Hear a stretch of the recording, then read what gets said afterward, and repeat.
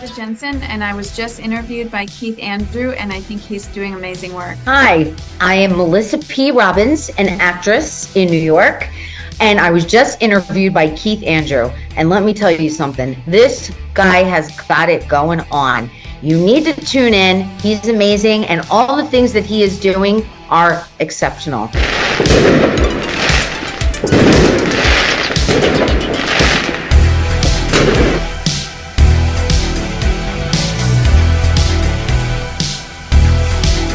Ladies and gentlemen, my name is Keith Andrew, and you're watching the Keith Andrew Network, available on LinkedIn, Facebook, Twitter, and all social media. If you're watching, like, share, comment.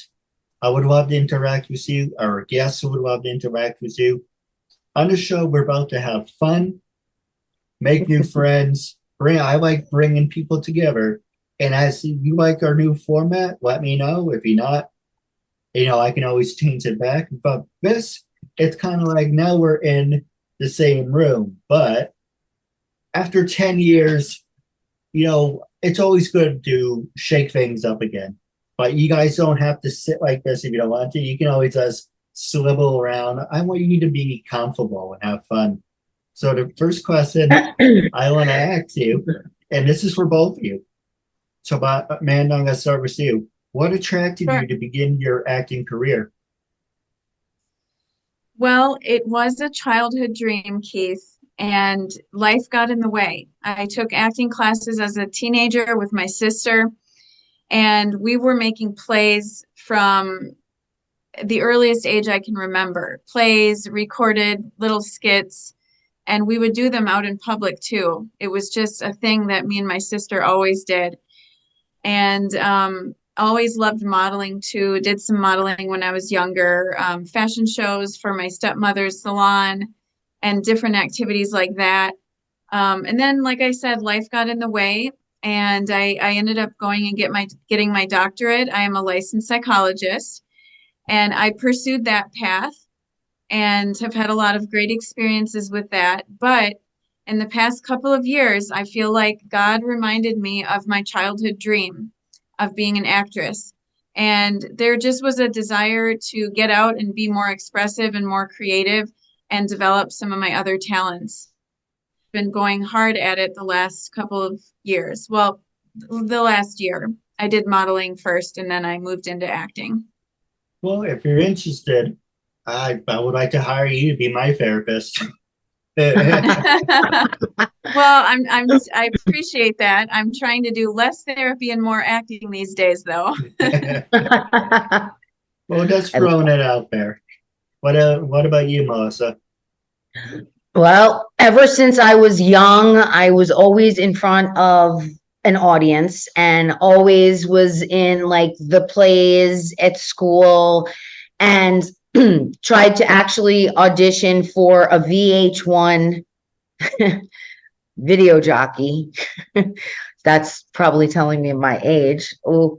And so I just always loved to do it. And then I went to college, and then always trying to do stuff that was in front of people, singing and, doing any kind of little, ditties that I could do.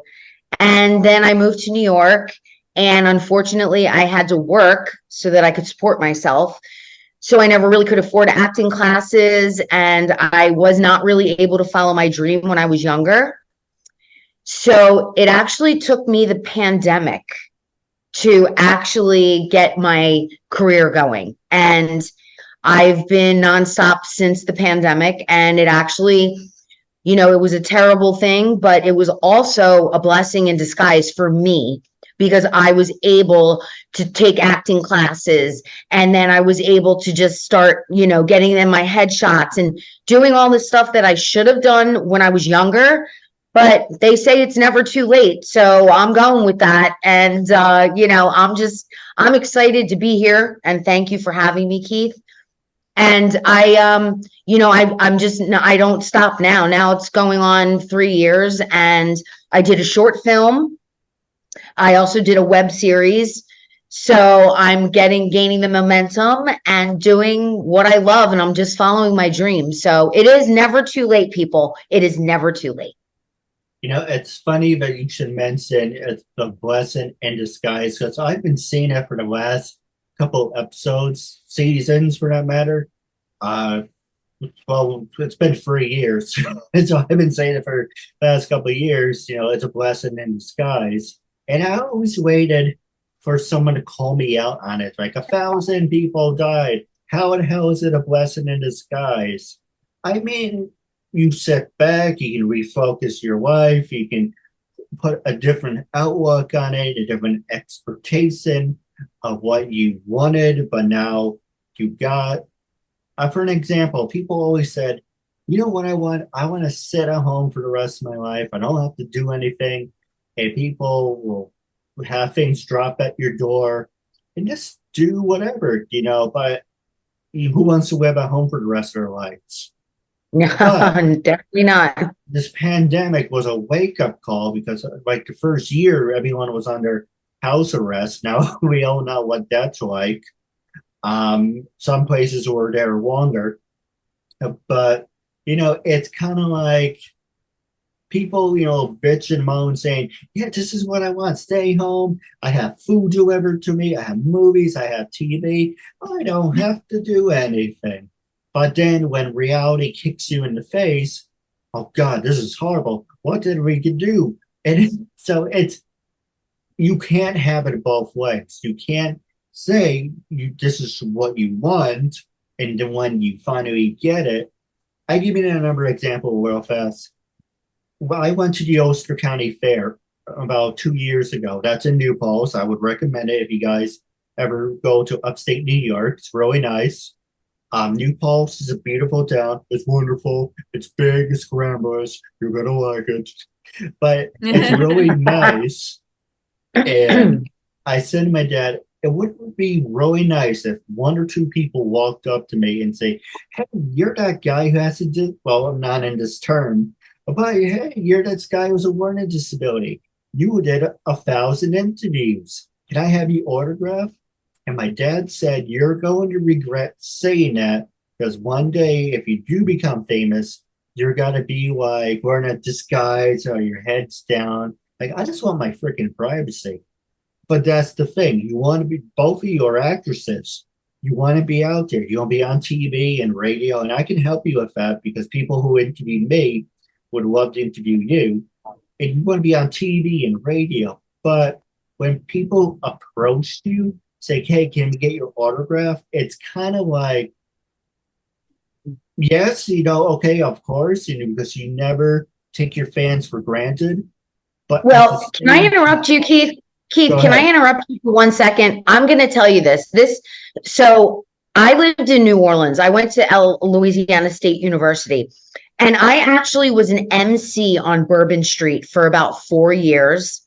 And I had people that would come back and they actually would ask me for my autograph. I would go to dinner with my boyfriend at the time, and people would be like, you're that girl from the Cat's Meow, aren't you? And I'd be like, yes. They're like, can we have your autograph? So I had a little bit of fame for a little bit, like in obviously a small little town of New Orleans, but unbelievable. I was loving it. Of course, my boyfriend wasn't so happy about it, but I didn't mean to interrupt you, but I've been there kind of, and I loved it. I didn't mind it at all. It doesn't bother me. Absolutely. So, Amanda, what about you? You know, like I said, both of you are actresses. Do you want people to walk up to you and ask for your picture or autograph, or do you want to have like, you know what? I did my time, but I give you an example. Monday, Tuesday, Wednesday, you can walk up to me, but the weekends, stay the hell away from me. I want my own personal time. How do you feel? A great question. I feel like I can vacillate to both extremes. Sometimes I would love to be publicly known and well known and recognized, and then other times I can be very private. I don't know what happened to my lighting, but yeah, I can be very private where I want to just be off the grid sometimes, and travel with my husband, and so I don't know. And I'm pretty new in my acting career, so I haven't really had that experience yet of being recognized.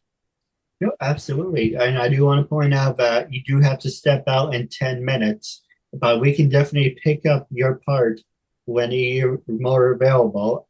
Honestly, that's my fault because we started late, but we can definitely do a part two. But we will continue the interview with Melissa.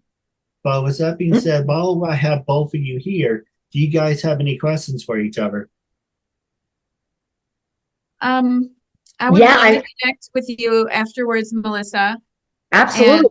And where And are I you would, located? I'm located in Orlando, Florida area. Okay. And How about you? I'm in the New York area. Okay, great. Yeah. So we could definitely connect. And I would love to know, how much do you charge for therapy? Oh, that's so sweet. Well, actually, I'm actually not taking new clients right now, because Oh, I'm doing 7 to 9 hours a week of intensive Meisner acting training. ooh, good for you. That's amazing.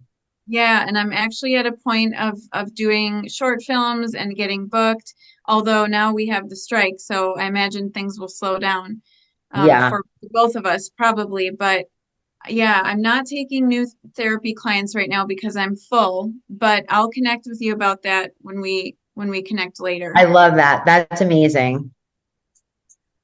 Yeah, No, and I would love to absolutely. hear more about your background too, Keith. Hey, what would you like to know? Um, whatever you want to share. Just how did you get into this, interviewing people? Oh, it started back in high school, and as you know, by me introduction, but I don't say my speech, but I will say just one time, hashtag one time, is I don't 2007 I got sick and I just decided I don't want to work in retail anymore. I want to do something with my life. Because a year ago, 2006, I was graduating high school and I call it the boomerang. You throw your boomerang and I say, I don't have to do this. I don't have to do that. People will feel sorry for me because I have a disability. I learn and read at a slower pace. So unfortunately, I fall under the spectrum of being wink, wink, retarded.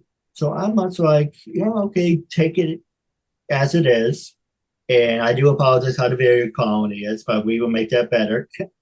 But actually, it looks really cool because it looks like you're wearing makeup. Not I to know, get I know, sidetracked. Yeah, I don't right? know what's going on. I'm sorry. No, don't worry about it. I promise we make it better. But I was using my disability as a crutch, and I was walking around with my hands out. Don't have to do this. I don't have to take tests. I don't have to do whatever. Boomerang comes back, hits you upside the head. You just labeled yourself as an influence. You just say you're or whatever the word was. That you can't do anything yourself. You expect people to do things for you. So I said, screw it. I'm going to show you with a learning disability, I can create something for myself and inspire other people with and without learning disabilities. And for 10 and a half years, 1,000 episodes, I have met professional wrestlers, actors, actresses, um, like I said, people with and people without disabilities. I met so many people. I was written about 2 times. I was on public access once. I've been interviewed on video Skype interviews Skype interviews 4 times, radio about 3 times, but it's a work in progress. But the long story short is I fall under the spectrum of being retarded because I'm like you guys. Obviously, I'm a guy, but I'm like you guys. But say you have a script and you're like, okay, fine, we can memorize this. But for me, you have to sit down and you have to go over it 3 or 4 times so it Mhm. sinks in because I learn at a slower pace. Oh, Because of so do that, I, Keith. You're not the only one, trust me. It's not just a you thing. It's an actor thing. Oh, absolutely. And you could probably do laps around me. But because I learn at a slower pace and I fall under the spectrum, and obviously, if you see me, you're gonna say this guy's not retarded. What the hell are you talking about? But that's what my school labeled me as. So I'm like, might as well use it if it's a good gimmick, because everyone has a gimmick. What's your gimmick? You guys are actresses. That's a good gimmick. How can I stand out? Well, I'm not a professional wrestler. I'm not an actor. But you do something to kind of sell yourself, because you're always selling yourself. It's you're in the business. How can I get your attention? And how not to guilt trip somebody, but you need to use it to your advantage. Even if it's true. I would be a hypocrite if I said I'm a normal person without a disability. God would probably throw lighting at me. But because I do have a disability, it's okay to showcase that and share that and my experience about that. But we're 100%. And you have a lot of followers too. I mean, you're doing an amazing job. I mean, honest to God, you are doing an amazing job. I think that this is amazing what you're doing. Yeah, I agree. I totally support your mission. I think it's amazing showing the world that you're not going to let your disability hold you back, and that you're supporting us actors. And I'm not sure who else you interview, but you're supporting us in the entertainment industry, a very hard industry. You know, it's not for the faint of heart. So No. I think what you're doing is really important. 100%. So we're going to do a special short episode just for today, but you guys are more than welcome to be back on the show. We can talk about scheduling that for next week, and it's got to be one-on-one. Reason I do double interviews when I first meet you guys, because I want to catch the feel, know what your energy is like, make sure I made the right choice by having you on the show. There's a lot of people who I brought on the show, and I'm kind of like, why? Because they only sit there like this and they just give you one-word answers. So bringing multiple people on, I'm like, okay, I made a good choice. But makes sense. Makes sense. I do have Yeah, that's smart. A couple questions for you off the air. But if you're watching on LinkedIn, Facebook, Twitter, Instagram, like this special short episode. And until we meet again, catch you later. Thank you and have a good night.